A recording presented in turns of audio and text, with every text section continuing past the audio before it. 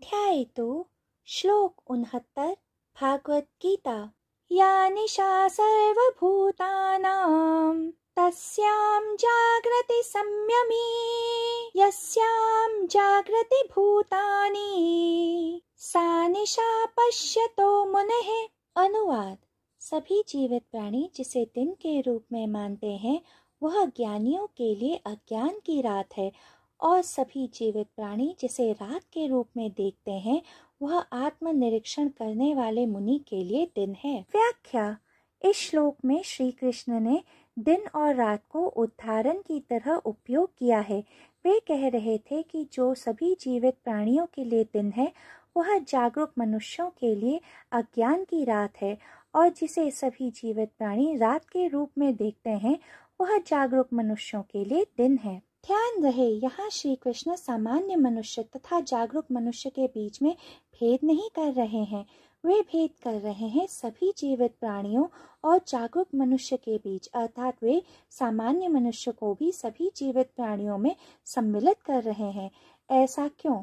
क्योंकि जागरूक मनुष्य के अतिरिक्त अन्य सभी जीवित प्राणियों के लिए इस पृथ्वी पर जीवन का अर्थ है खाना, सोना, प्रजनन करना और मृत्यु को प्राप्त होना।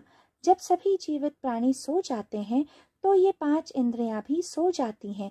ऐसे में प्राणी ना तो भौतिक संसार के बारे में ज्ञान प्राप्त कर पाते हैं और ना स्वयं को जान पाते हैं। ज्ञान इंद्रियां सीमित अनुभूति होती हैं क्योंकि वे हर भौतिक वस्तु को किसी और भौतिक वस्तु की तुलना में अनुभव करती हैं। इसलिए देखा जाए तो यह एक वास्तविक अनुभव नहीं होता है।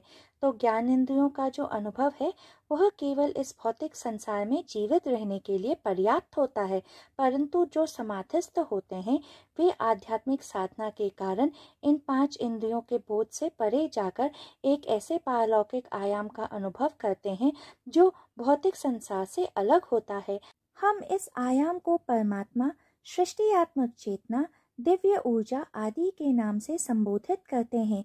इस कारण जो पृथ्वी के समस्त प्राणियों के लिए रात होती है वो एक समाधिस्थ के लिए दिन के समान होता है, क्योंकि वह स्वयं के अनुभव में पूर्णतः जागरूक और सचेत होता है। पृथ्वी के समस्त प्राणी जिसे दिन और जागरण कहते हैं वह केवल उनकी 5 इंद्रियों का विस्तार किया हुआ भ्रमजाल है, जिसके कारण वे भौतिक संसार का अनुभव कर पाते हैं। वे इंद्रियां तथा इंद्रियों के विषय भोगों से परे कुछ और नहीं जान पाते हैं, परंतु समाधिस्थ जानते हैं कि भौतिक संसार एक भ्रम, एक माया, एक स्वप्न के समान है जो वास्तविक तो प्रतीत होता है परंतु वास्तव में अस्तित्वहीन, अवास्तविक है।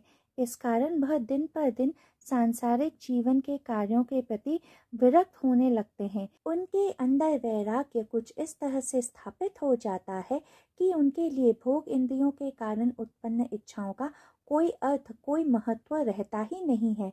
इस कारण भोग इंद्रियों का जगत उनके लिए रात्रि समान होता है।